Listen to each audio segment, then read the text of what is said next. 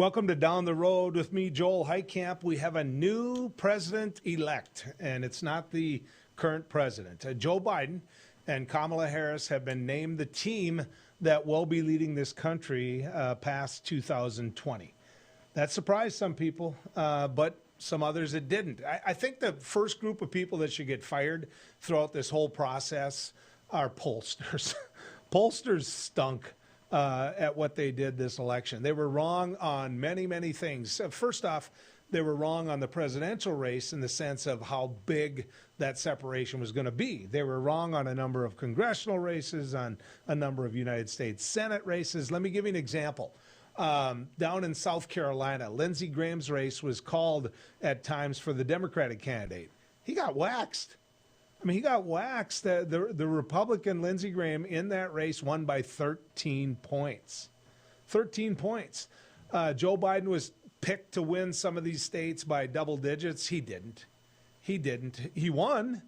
But you know what? The pollsters got it wrong. Want to talk a little bit about what's going on in Pennsylvania and Nevada. Those things are closing up. Pennsylvania got called, and that's the reason that the race got called, is that the votes that are left to be counted in Pennsylvania, it's insurmountable to even turn it around if 100% of the votes went Donald Trump's way, which, of course, those, I call them absentee, but mail-in, they're still absentee in the state of North Dakota.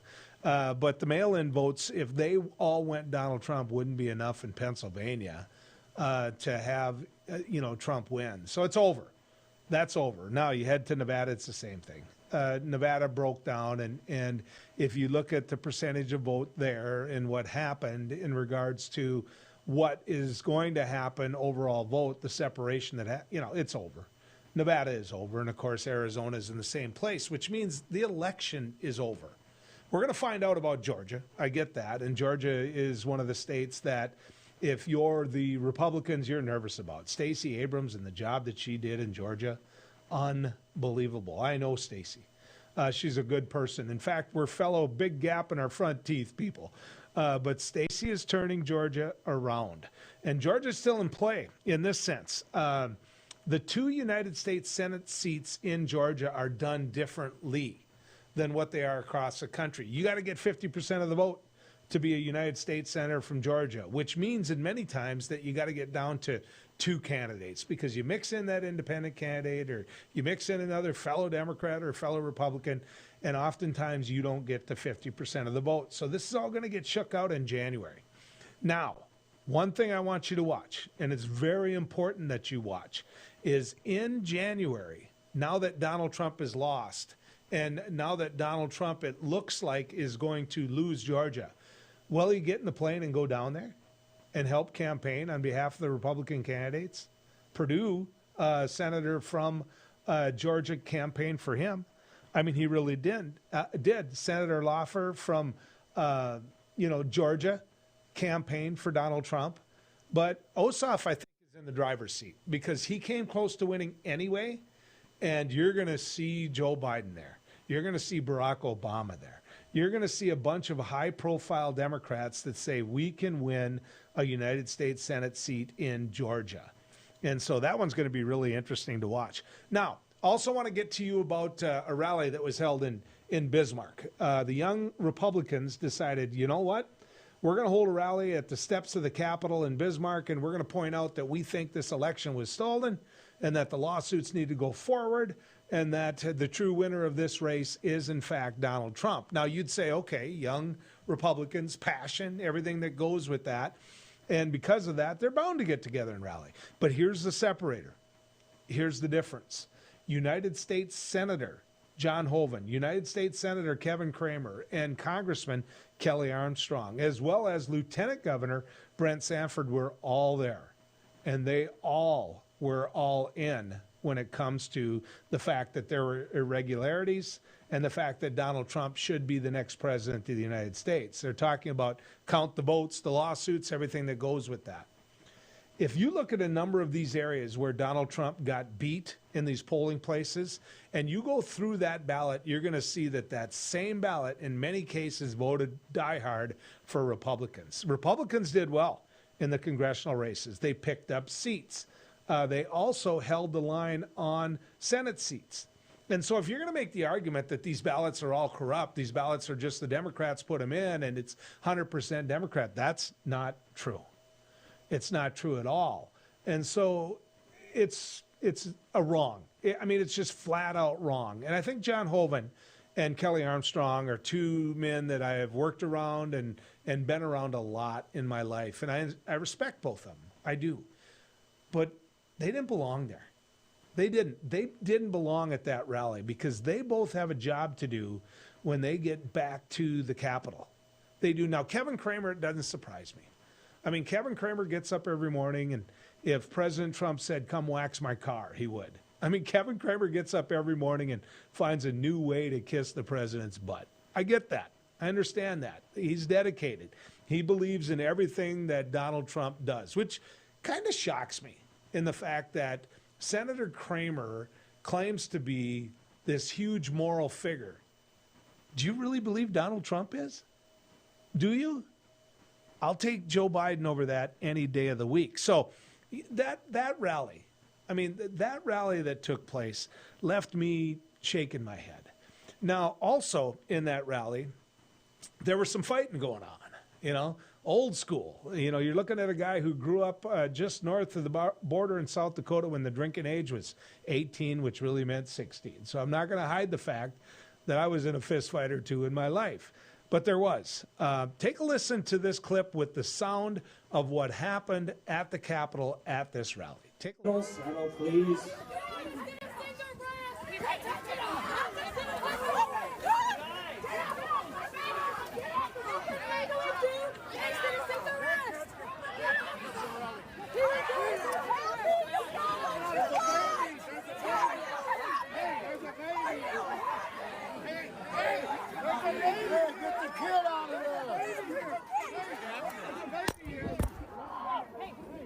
Back up.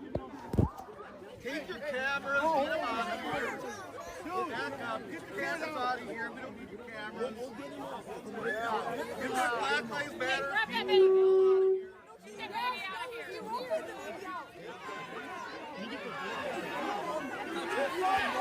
Make sure everybody's okay.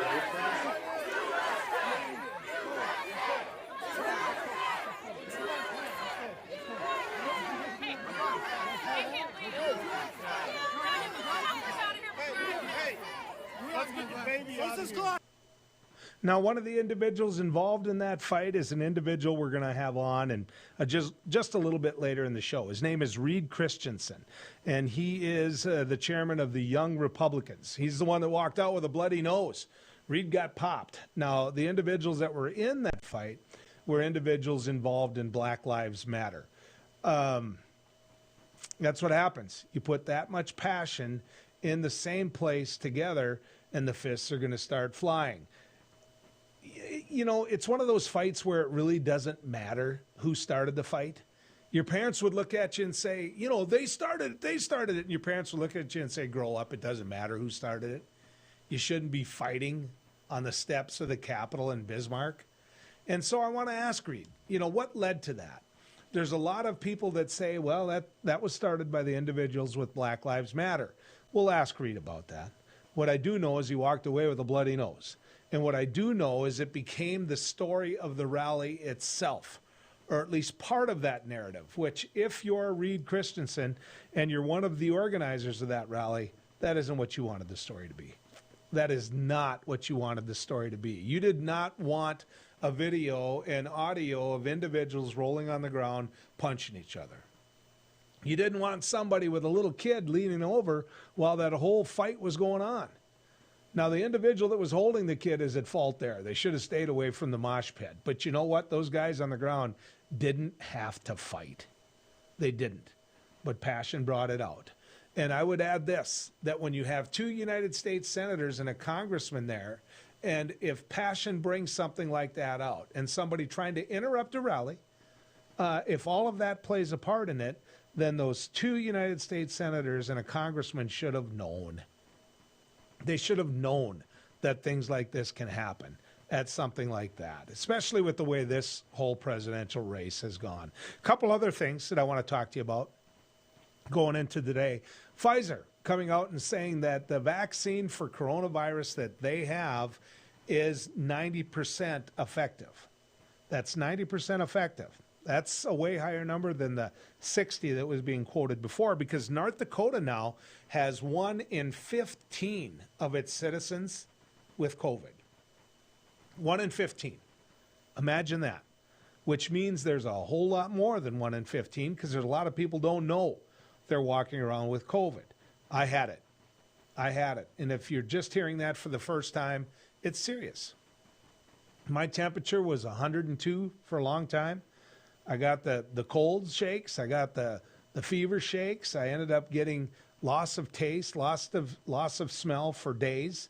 And you don't feel good. You feel like somebody took a 36-inch Mickey Mantle and started beating you on your back and beating you on your head. And so it's real. It's real. So the president now, the president-elect, has named a team.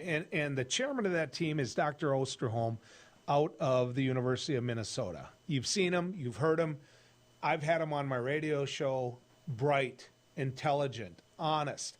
Worked with the Bush administration. So don't tell me he's partisan. It has nothing to do with that. He can work with both sides of the aisle to try to get our arms around this. And Lord knows in North Dakota we need it. Now, one other thing quick, the stock market, it's exploding today. We can say that's because of Pfizer. We can say it's because of the Biden move. We can say anything. All I know is it went up. And that's never a bad thing, because at my age and the money I have in the stock market, it's a good thing. You often hear that if Biden got elected, the market would plummet like you wouldn't believe. It didn't. When we come back, Al Ahmet, a journalist at the Heart and Soul and a good friend, right after this. Howdy, folks. It's a Line Cafe. I reckon it's time you're due for a hearty meal. So saddle up for the day with one of our Hey Bossin' breakfast homemade soups. Fill your grill at a salad bar. Sink your teeth into our famous Line burger and barbecue ribs. Top it off with spur rattling pie with a calm roll that's sure to put a smile on even the toughest outlaws. Shake the dirt off the boots each night and warm up with the gang. Tell them about it, Stacy. I can't wait to see you at the county line. Capital City Restaurant Supply is your one-stop shop for quality restaurant products for the large to small kitchens. Commercial-grade restaurant and bar supplies, limb game processing equipment, refrigeration, dinnerware, and smallware. We sell everything including the kitchen sink from trusted manufacturers for the chef and all of us. Open to the public since 1971, we are veteran-owned and North Dakota proud. Let us take care of your restaurant and home kitchen needs today by visiting us at 1414 Interstate Loop in Bismarck or on the web at capitalcityrestaurantsupply.com. Beck Communications is honored to be recently recognized with 3 Broadband Now awards. Beck Communications Cooperative was awarded in the categories of Top Internet Speeds Nationwide, Top 3 Fastest Internet Providers in North Dakota, and North Dakota's #1 fastest fiber provider. It's only through the support of our members and customers that Beck Fiber delivers award-winning speeds and service. Thank you, Beck Communications Cooperative members and customers, for your years of continued support. Introducing Accord Comfort Sleep Systems, a better way to sleep. We offer you 5 different models to give you the perfect choice of support and body comfort. Every model begins with our exclusive Accord Comfort Reflex Layer. This ensures proper spinal alignment and a deep down body relief. Our 8-inch Whisper Breeze provides a medium firm feel, and our 10-inch Gentle Night model has a quilted top, giving you a medium plush comfort. Both use Outlast fabric on the top of your mattress, ensuring that your body temperature is not too hot and not too cold. Our Copper Rest Sleep Series is our premier mattress, offering your choice of firm, plush, and luxury plush. Every model uses copper-infused gel latex and provides all the health benefits of copper. Accord Comfort mattresses are handcrafted in the USA and come with a 60-night sleep guarantee. You're going to love sleeping with us. Order today exclusively at accordsleep.com or Tom's Home Furnishings in beautiful downtown Harvey. Is your business phone system outdated and expensive to maintain? Most large VoIP companies leave you on hold or struggling through online support and training for your employees. With Beck Connect, you always have fast, friendly, local support. Familiar faces with the know-how to keep you connected. Take advantage of the newest technology in voice calling, video conferencing, and virtual meeting rooms. Beck Connect gives you all the features you need with no upfront investment and no obsolete hardware or software ever again. Simplify your communications. Choose local. Choose Beck Connect.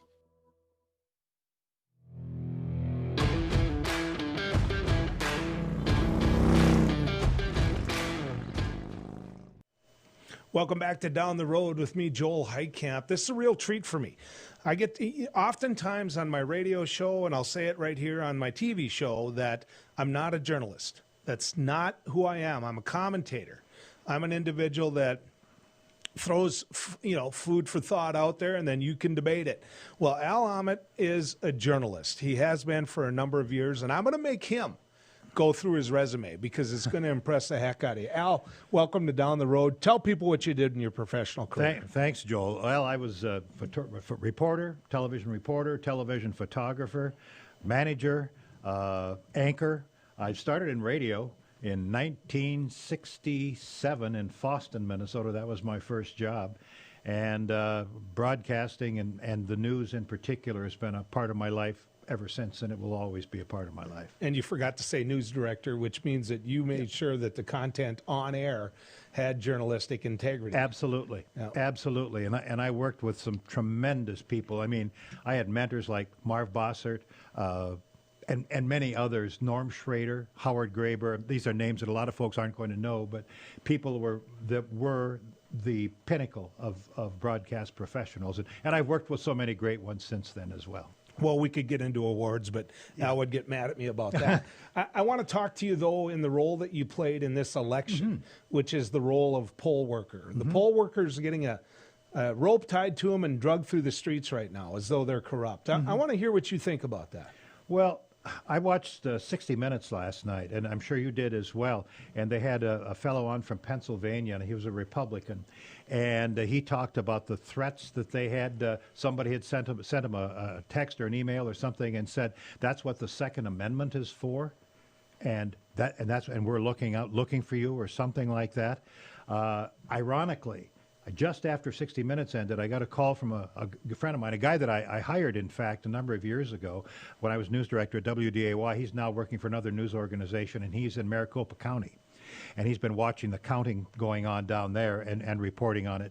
And he was telling me about I'll use the word fear, that was going through his mind as these people are walking around with the ARs strapped to their chests. And he said it's really ugly. It's not right. It's not fair. People are working these recount places or counting places, and they're doing absolutely the best job they can for everybody, for America. And it really bothers me that they should be threatened. That thing on 60 Minutes last night was incredible. It was a good piece of work, and it goes back to my term of journalism. This wasn't them commenting. They were just presenting sides and pointing it out. To be threatened with the Second Amendment, that Republican, and I don't know at times if they take a look back and say, what motivation would he have to be corrupt in this election? But, Al, it's hard enough to find poll workers, number one, but then to threaten their lives. It blew me away. It completely blew me away. And, and I sent you a note some time ago. It was during when we were spending our time over at the hotel helping people vote. And the reason I did, because it really bothered me, we had somebody come through and told one of my colleagues there, again, this is when people are voting for those 14 days, and said, I'm praying for you folks and hoping that you're going to stay safe. And I didn't think too much about it at the time, but then I went home and I was going through the internet looking at some things, and I saw that the appeals court in Michigan had allowed people to carry their ARs and whatnot to the voting place. And I thought to myself, why would anybody need to take a gun to a polling place? And particularly when you consider what's happened at the Capitol, happened at the Capitol there with Governor Whitmer. And as luck would have it, or irony would have it, however you want to look at it, Mike Montplaisir, the county auditor who oversees the election here in Cass County, happened to be coming to pick up our ballots that night. And I asked him about it. I said, can people really bring guns to a ballot place in North Dakota, a polling place in North Dakota? He says, oh, yeah. They can. And I did not know that. And I thought I was fairly well up on the laws. And I was a little surprised by it. Was I intimidated or anything like that? No. But why should there even be an existential threat for something like that? I don't understand that. Well, and with the type of job I have, that happens. Oh, I'm sure. That happens. I get those type of threats. I've opened up envelopes and had powder shoot out at me. Oh. That was only once. I shouldn't say envelopes, I should say envelope. But the truth of the matter is people try to intimidate you that way, to where at the radio station we'll have faces that have threatened me underneath the counter where those poor ladies are sitting. Now we have security doors. You just can't even get in because of the threats to me. Those are real, Al. Oh, absolutely, they're real. Well, when I was at WDAY, they ultimately put in security doors as well. But there was a time when you could just walk right into the building. Well, I'm sure it was like that at KFGO as well. You just walk into the building and there was nothing to stop anybody. So the poll work, the work that you do there, describe to people how you, training, how you get to the point where, okay, I know he's going to do a good, honest job. Describe that to people. Well, the way it worked, or my role was an election judge, and what I did, and there were I think we had 4 sets of election judge, 4 sets, that would be 4 Republicans and 4 Democrats, who helped. In my case, we helped people vote. They had to walk into the building, and then you were directed through the clerks and other election judges to get your ballot. They verified your identification, made sure that you were legitimately able to vote. And then you walked through down the hall into another room where I was, and then we actually helped you with the ballot, with the electronic ballot or with the paper ballot. If your paper ballot, you went over here. Electronic ballot, you went over here. And this was the first year for this new electronic voting system that they used. Express Vote, it was called. And so we had to explain to people basically how it worked. But I know that there were. I don't have firsthand knowledge of this, but I was told by people who I worked with that they had some issues with with people who did not want to, who thought that they should be able to vote irrespective of not having the proper identification, and they were told they couldn't do that. We had somebody come in who was wearing a Trump shirt, and he was told, nope, you can't do that. You can't campaign there. No. Al, I got 30 seconds.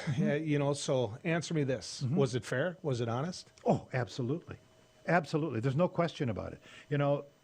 Al Jaeger has done a great job in North Dakota helping people vote. And I think by and large, there have been additional restrictions put on, but still, we had 4,000 people go in our precinct, 4,000 on Election Day.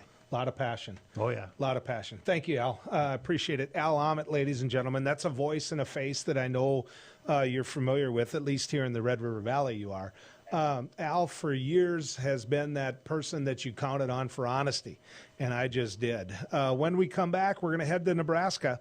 We're going to get a chance to visit with the Democratic chairman, or chairwoman, I should say, of Nebraska right after this. I just went in for a regular mammogram, and I found out that I had a little tumor. Through the exam and the biopsy, it was determined that I had cancer. I got a call from one of my doctors that I was diagnosed with breast cancer. After 5 years, they found a local reoccurrence. The first thing you hear when you're told you have a cancer, it's a little daunting because you don't know where to go with it. Since 1999, in a partnership between CHI St. Alexius Health and Sanford Health Bismarck, the Bismarck Cancer Center has provided the most advanced radiation therapies and holistic support services for cancer patients and their loved ones for 20 years. I've been at the Bismarck Cancer Center since it started. I actually was in the basement of Med Center 1 before, when we had old machines and old equipment, and thankfully the 2 hospitals at the time, St. Alexius and Med Center 1, joined forces to create the Bismarck Cancer Center. I walk in the door, I get nothing but hugs. And I was marveled at them. I mean, I thought it was the best place in the world. The staff is unbelievably compassionate, and they explain everything to you. Everybody's genuinely concerned about your well-being, and the level of care is just top-notch. The Cancer Center just does such an amazing job of helping people. To me and my family, the Cancer Center means life. It's given me the ability to live out my life with my family, my wife, my children, my grandchildren. Because of them, I'm 2 years out. Get to move on with my life, make a difference now for other people. I would recommend this center because the minute you walk through that door, they've got your back. This center means so much to me and to the people that are in this building, and we just want to keep giving it back to the community and providing for them what they need. I'm Katie. I've been cancer-free for 2 years. I'm Steve, and I've been cancer-free for 4 years. I've been cancer-free for 10 years. 10 years. 11 years. 15 years. My name is Lainey, and I've been cancer-free for 18 years.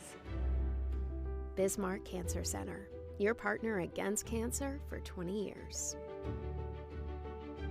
Who do you trust with your digital life? Not all cloud backup providers keep your data truly private. Beck Cloud Backup uses advanced multi-layer encryption to keep your family photos, videos, and sensitive business documents secure and only for your eyes. Your Beck Lightband Internet service already includes 50 gigs of free storage to keep your digital life safe and secure. Call us at 701-475-2361 to start using your Beck Cloud Backup today.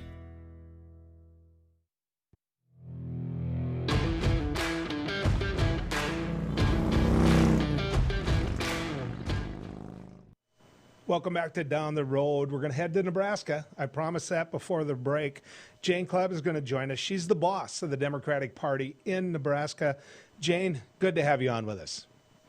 So good to be on with you, and I love your sister, as everybody does in rural states and across the country, so I'm happy to be on. I have 5 sisters, and there's only one I like, and we'll let them all worry about which one it is, okay? Is that they all 5 live in North Dakota. I love them all dearly. I do. We stay in touch. Like, I'm the youngest at 59, and we all stay in touch and talk almost every day. Talk about a bunch of Klansmen, you know. Jane, you know, you in Nebraska have 3 congressional districts, and you allow each district to have a vote at the Electoral College. One of those got a lot of attention nationwide. Talk to me about that. Yeah, so our 2nd congressional district, we have now dubbed Jomaha. That's where our biggest city, Omaha, is located. And it's essentially an urban district, but it's very moderate. There's a lot of Fortune 500 companies there. There's tech startups. There's indie rock bands.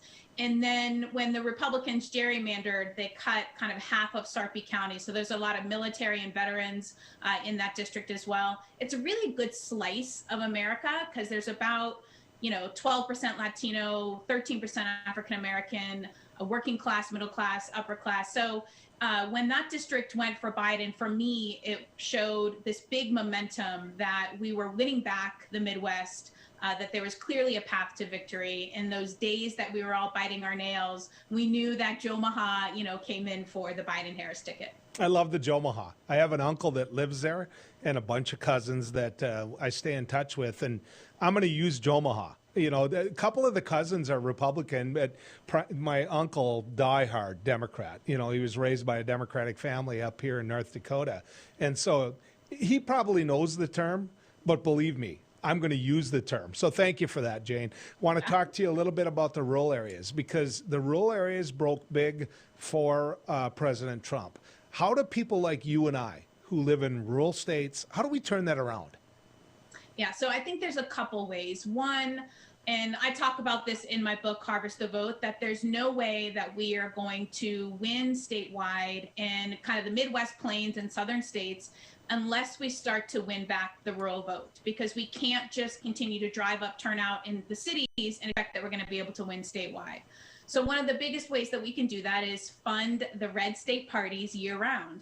A lot of times when the DNC and the DCCC and the DSCC, the alphabet soup of all the committees at the national level for Democrats, when they are sitting around strategizing, they look where that 2-point, 3-point, 5-point margin is, and then they double down on purple and blue states.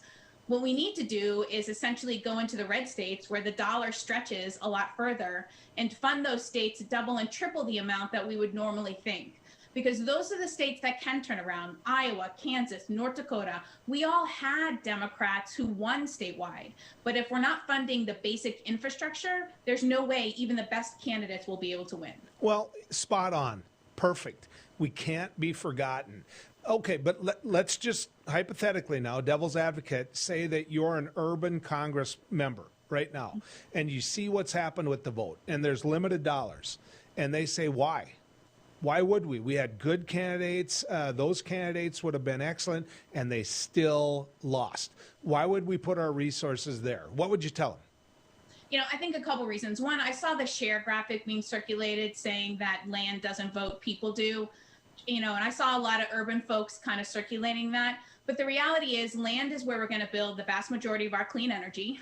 Land is where we grow the food that all of us eat and buy at the grocery stores.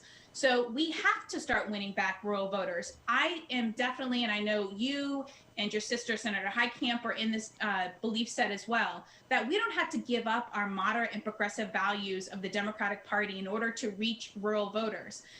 They care about a lot of the same things that our urban voters do. They want to make sure that their kids' schools, public schools, are fully funded. They want to make sure that their hospitals continue to remain open and that they can actually see a mental health therapist if their kid or themselves are struggling. They want to make sure that their small businesses that they love to do, shop local, urban and rural, love to do that they remain open. And so there are definitely ways that we can bridge this. But the last thing that we need to do as the Democratic Party is to further wedge urban and rural. That's what the Republican Party does. They do it with wedge issues like guns, abortion. They do it with cultural issues. And that will keep our country divided. But if we really start to create those bridges and stop the urban and rural divide, that's when we're going to start winning again all across the country. Jane, do you know a Democrat that owns a gun? Because you're looking at one that owns probably too many guns, my wife would say. Do you know a Democrat that owns a gun? Yes. We have guns in our basement, of course. I live in a rural community, and maybe I have some Democratic friends that don't have guns in a rural community, but the vast majority of folks, yes, have guns. It's a tradition passed down for hunting. For some people, they just like to, go shoot clays and have fun with their buddies on the weekends. So it's just part of the way of life. Yeah. We see guns differently, as you know, and we see guns very differently in urban communities than rural communities do. Nothing ticks me off more than that when they tell me I'm out after their guns, and I'm like, really? I mean, really, you're going to go there? But it's messaging on behalf of the Democratic Party when you say that we need to put word into, the public, into the mainstream Democrats that, look, this is who we are. This is how we can get elected. In North Dakota, we had 2 Democratic United States senators for a long time. Okay, let's go here in Nebraska. And you might not have voted for him, and I wouldn't have voted for him, but Chuck Hagel, Republican senator from Nebraska, very middle of the road, supported legislation brought in by both parties. And by the way, both you and I know supported Joe Biden for president. That's what rural America looks like to me. I want to let you speak to that. Yeah, that's absolutely right. Chuck Hagel is beloved in our state. He's obviously hated by the core kind of party elite of the Republican Party, but Democrats and Republicans love Chuck Hagel. They love Senator Nelson. They even love Senator Sass. Senator Sass, for all of the problems that I think he causes us and his wishy-washy on actions, not words, he got the most votes that any Republican has in our state's history. So for me, some of the issues that we forget are kind of like kitchen table issues for rural communities, things that we don't even talk about as Democrats. One is we need to protect property rights. There's no reason why we can't, at the federal level, say we are going to end the use of eminent domain for private gain. That helps our small family farmers and ranchers. It even helps folks in communities of color who live in urban communities who homes get taken away to build big baseball stadiums. So that's one issue. We can also talk about right to repair, where that actually helps in urban communities too, right? So farmers and ranchers right now, as you know, can't fix their own tractors. If they do, it voids out their warranties. The same thing if you're in an urban community, it voids out your warranty for your iPhone. So these are issues that people can get their hands around that we could make immediate impacts on as Democrats. Jane, I look at how this progress is being made by hard work of people like you, I might add. Kansas is looking better for the Democratic Party. You look at Nebraska, you're winning some things in Nebraska. As you make your way north to South Dakota, North Dakota, I don't think we have ever looked as red as what we have. I don't know how to fix it. I don't know how to get people to think openly and honestly and take a look at both sides of the aisle and the issues. And maybe it was just Donald Trump that did that. Maybe it was. But the passion that the people here have for Donald Trump, that's going to linger on. And my guess is, and I've said this, Jane, I think he runs again.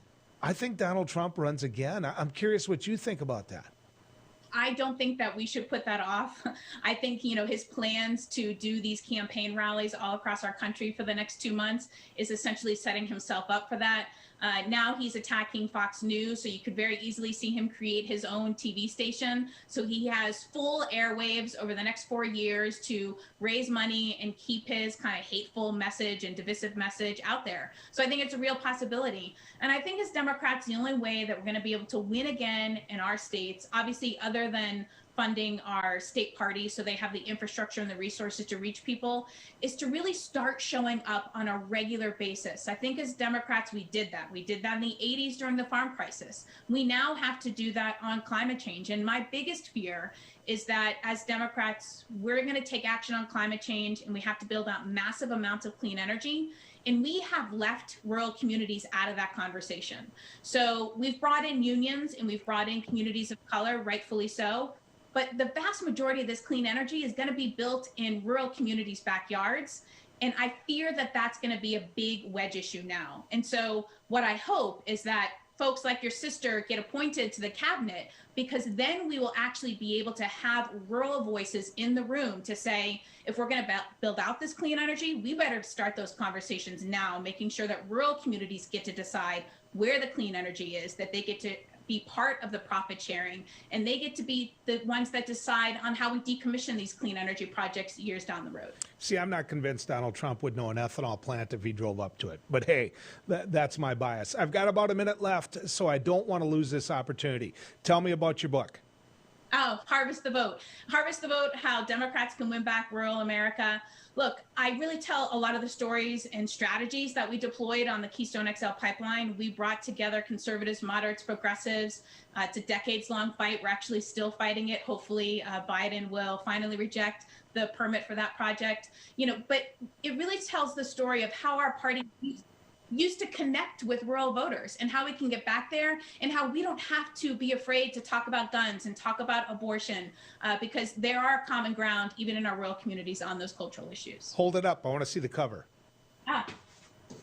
There we go. Harvest the Vote. All right. One other thing. I know I'm short on time. What did it feel like to see a woman become vice president of the United States? My wife cried all night. Oh, I did too. We have 3 girls and they were all watching with us. Our college kid was watching on her iPhone with us. So, this is a moment. It's a moment where we can finally say that that glass ceiling is being shattered, and it's because of everybody's hard work. I have 5 granddaughters, and I kept looking at the 2 old enough to understand and said, remember this, because you were there. You were there when things changed, and they changed forever. So, Jane, thank you. Thank you so much for coming on. Thanks, Joel. See you soon. Making a difference in a rural area. How in the world do you beat that? When we come back, what we're going to do is Reed Christensen was one of the organizers of the rally that was held at the state capitol in Bismarck. Ended up with a bloody nose for it. What I'm hearing from people behind the scenes is he didn't start the fight, he just ended up in it, which, whatever, we can talk about that. But whether or not that rally needed to take place, why Reed organized it, we want to make sure he gets the opportunity to tell you about it. So stick around as we go down the road together. Bismarck Central, 4800. 4800, go ahead. Requesting social services on-call team.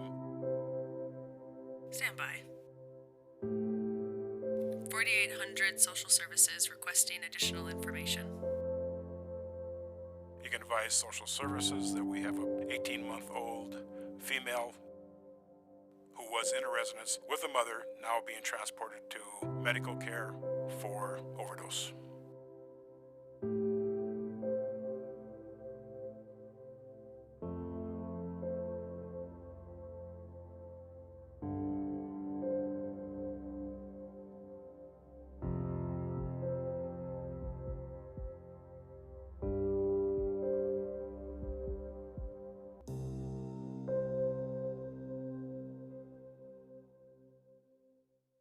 Trusting your digital life to faceless tech giants can be risky. Will they keep your family and business information truly safe from prying eyes? If you subscribe to local Beck Lightband internet service, you already have Beck Cloud Backup. Beck Cloud Backup is the safest, most private cloud storage for all your family memories, schoolwork, and business documents. Call 701-475-2361 to start using your free space on Beck Cloud Backup today.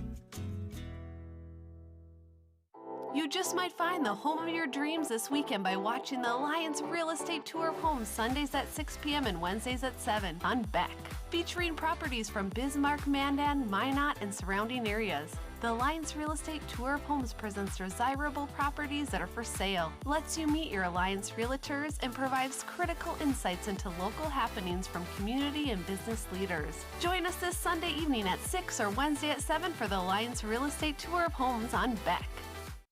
Today's households have more digital devices than ever before. More links to family, business, education, and entertainment. Beck Communications spent over 10 years building North Dakota's fastest fiber optic internet service.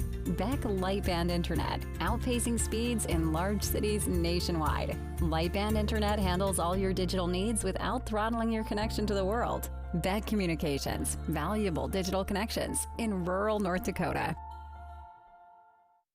Howdy folks, it's the County Line Cafe. I reckon it's time you're due for a hearty meal. So saddle up for the day with one of our hay-bossing breakfast homemade soups. Fill your grill at a salad bar, sink your teeth into our famous County Line burger and barbecue ribs. Top it off with spoon-rattling pie with a comb roll that's sure to put a smile on even the toughest outlaws. Shake the dirt off the boots each night and warm up with the game. Tell them about it, Stacy. I can't wait to see you at the county line.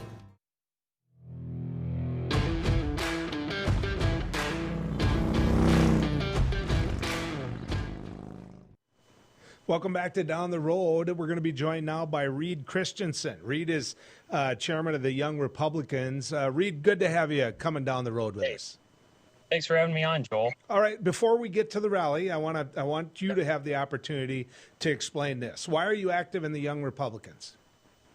Because I care about the future of North Dakota, and I think Young Republicans is one of the best avenues to get involved in and be a voice and have a platform to do stuff. So okay, so now let me ask this. You organized a rally that was held on the Capitol grounds on Saturday. I think it started at noon. We helped promote, or, on my radio show, we tried to make sure people knew about it. So yeah, I helped facilitate it. I know organizing is a big word, and that's probably for people that are, really big and important. So well, let me say this. I can spell organize. I'm not sure I can spell facilitate. So I'm just trying to use the ones that I can get, Reed. What made you do it? I guess Jared reached out to me and he was like, you think we should do this? And I was like, well, I'll help with whatever you want. So we got our national committee woman, Lori Hins, who's been fantastic, absolutely awesome at everything from social media to, she's the organizer, really. She's the brains behind it. But yeah, Jared asked me to help get flags and get people there. And that's what we did. We set up a live stream on our Young Republicans Facebook feed, reached over 16,000 people last I checked. So that was really my part in it. Were you happy with the turnout of, before we get to who else came, were you happy with the turnout of the Republicans? I was, yeah. There was some difference of opinion of how many people showed up. I mean, I've been to a lot of big gatherings, and I would say there were 500 people there, easy. I know it was reported like 300, 100, but I mean, the way people were filtering in, and it's cold, so there would be people that would leave. There'd be people that come in. I thought it was a lot bigger than what was reported. It was really different west to east that day. In the east, it was 70 degrees and I was working outside. Where you were at, it was cold. And so I get part of that. I always count crowds by just grabbing a segment and saying, okay, there's 20. Now, how many segments are there of that? And I don't know why people can't get that. The old Bison football team used to say there's 20,000 people here at Dakota Field. Now, that was before you were even born. And the place didn't hold 13,000. So I know what it's like. Reed, just want to touch base on why. Why the rally was held and why you and the rest of the Young Republicans were so passionate about it. There's a lot of support for Trump in this state. it was a rally. It was really, okay, Trump needs our support at this point in time. We don't know exactly what's going on. I'm not privy to the information nationally, what's going on. I don't really have any inside scoop, but we know, hey, we can support him by showing up. He called for his supporters, to take to the streets and get active. And I think we did just that. Well, I think it's a gross understatement to say that there's a lot of support for Donald Trump in this state. I mean, Donald Trump is the most popular political figure I have ever seen in this state. And yeah, you've got people like John Hoeven that might have had more votes. But when it comes to passion, when it comes to people putting a bunch of flags on their pontoon and on their pickup, Donald Trump is the guy. I mean, that must have shown a little bit on Saturday. It was wild. I've been to rallies in the past. I've been to Second Amendment rallies, what have you, on the Capitol grounds. What was different about this is, we showed up and it's all gated off. They're on the Capitol. They're doing some sort of construction or whatever. So we're like, okay, what's plan B? Well, we got the Liberty Library there off to it'd be the east side, the grounds. And that's where we ended up setting things up. It just so happened there was that ledge there on the staircase. And so it was kind of protected from three sides, and we set up the flag there, put the podium in place, and then kind of ran with it like that. It was unique. It was very unique. A lot of energy. A lot of people driving around that loop, recording. It was just, we had a crane show up with a flag. I mean, you name it, it was there. So let me throw this out at you. You had the complete delegation, which obviously they're Republican. You had the the lieutenant governor, almost went vice president on you, but you had the lieutenant governor for the state of North Dakota all speak. Was there any reservation by a John Hoeven, by a Kelly Armstrong? I know that Kevin Cramer will do anything that the president asks of him. He's all in when it comes to President Trump. But was there any hesitancy at all with John Hoeven in light of how this election seems to be going? I didn't make the calls there. I was just there to facilitate the flag waving. I'm not sure if there was any hesitation or not, but Hoeven gave a great speech. Kevin gave a great speech, and then Kelly's, he gave a great speech despite the interruptions. So, okay, so give me the top three reasons why you think Donald Trump really won this election. Look at his rally size. I mean, there's thousands of people showing up to his rally, and Biden. So when we went to Rochester, a group of us went to Rochester, for that one that was called off, and we ended up just kind of filtering into the overflow. There was still, I'd say, 1,200 people there that showed up despite the rally being canceled. And we were hearing from people in the crowd, so I can't confirm secondhand, but I'd say this, that there were like 20 people at Biden's rally in St. Paul or in Minneapolis or in the cities.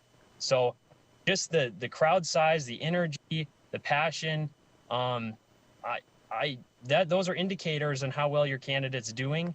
I think Trump handily won. But I'm not privy to information. I don't know the exact how votes are counted or anything, but my sixth sense on the ground, which is, all I can speak to, is that Trump had it in the bag. Huge. So if it's turned out that Joe Biden did in fact win this election, that he's certified to do this, rather than just named, the winner by the media, for example, if in fact it's turned out that Joe Biden does become the certified winner of this election, will you accept it, or will you still go to bed that night thinking, you know what, he stole it? The event's in the hand of God, so whatever God's will is, that's what I'm willing to live with. Okay, fair enough. What separates those two men to you? I mean, if you could grab a couple of issues and say, look, this is why I'll get in my pickup, I'll go there, I'll take care of organizing the flags, I'll do all of this because I believe this strongly. If you could just point to a couple of issues that separate these two, what are they? That's a great question. Trump was not my first candidate I really got behind, and it's not, he was unknown, he didn't really know what he stood for. He's just kind of this wild horse in 2016 running, I think, 17 other candidates. Why I love Trump today, I think he embodies American enterprise, the pioneering spirit, that made this country great. I see it in him. I see it in his eyes. I've met a lot of politicians. I've met a lot of people. he comes off as someone you'd meet, next to me. He comes off as someone that wouldn't be, a politician or this guy that's trying to, a slick guy that wants your vote. He just comes across as someone like, hey, this is who I am. Whether you like me or not, this is who I am. So I appreciate. I'm sorry, I didn't mean to interrupt you, Reed. No, I appreciate that. Biden, he's been in for 47 years. I guess if you want to contract, been in for 47 years, and I don't really care for his policy, what he's represented in 47 years. Okay. I just can't get behind that. 30 seconds left here, Reed. Do you think that the tussle, I don't know if fight's the right word or whatever, do you think that took away from the rally? Well, I think the media focusing on that definitely did. It was a great positive event, and this wrestling or whatever, I can get into whatever happened, but I think it did take away overall from what we were trying to accomplish there at the rally, which was standing with President Trump. Well, in fairness to me, I didn't make it that big of an issue in this interview. I want to thank you. By the way, really cool hat. I have one just like that back home. So that's my ice fishing hat. So thanks for coming on, Reed. Thank you, Joel, for having me on. Have You a bet. great day. We'll do it again someday. When we come back, what are we going to do? Well, I always have some closing commentary about some things that have gone on. So what we need to do is get to that. We'll talk about all the issues that are happening right after this. He once won a spelling bee in an ancient language that he did not speak. He is the only man to ever earn extra credit on an IQ exam. His academic degrees are considered legitimate spending currency in 22 nations, 2 principalities, and at Chick-fil-A restaurants in the United States and Western Canada. I do not always engage with education programming, but when I do, it is the Dr. Duke Show. Stay educated with the Dr. Duke Show, weekdays at 4 p.m. on Beck News.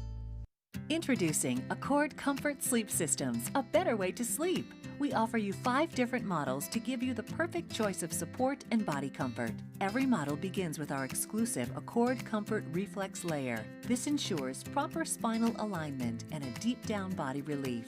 Our 8-inch Whisper Breeze provides a medium firm feel, and our 10-inch Gentle Night model has a quilted top, giving you a medium plush comfort. Both use Outlast fabric on the top of your mattress, ensuring that your body temperature is not too hot and not too cold. Our Copper Rest Sleep Series is our premier mattress, offering your choice of firm, plush, and luxury plush. Every model uses copper-infused gel latex and provides all the health benefits of copper. Accord Comfort mattresses are handcrafted in the USA and come with a 60-night sleep guarantee. You're going to love sleeping with us. Order today exclusively at AccordSleep.com or Tom's Home Furnishings in beautiful downtown Harvey. Capital City Restaurant Supply is your one-stop shop for quality restaurant products for the large to small kitchens. Commercial-grade restaurant and bar supplies, limb game processing equipment, refrigeration, dinnerware, and smallware. We sell everything including the kitchen sink for trusted manufacturers for the chef and all of us. Open to the public since 1971, we are veteran-owned and North Dakota proud. Let us take care of your restaurant and home kitchen needs today by visiting us at 1414 Interstate Loop in Bismarck or on the web at capitalcityrestaurantsupply.com. My name is Rich Shook, and I lost my best friend in a grain bin accident. Some of the emotional scars that when these incidences happen just resonates throughout the community like dropping a rock in a pond. I guess I'll never forget.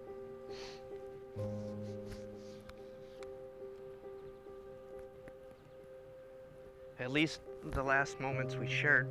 That's why I think this is so important to get out there to people, is people think that it can't happen to you, and it can. The time it would take you to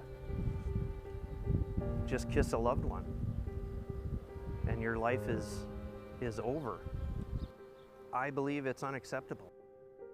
This message provided by North Dakota Farmers Union.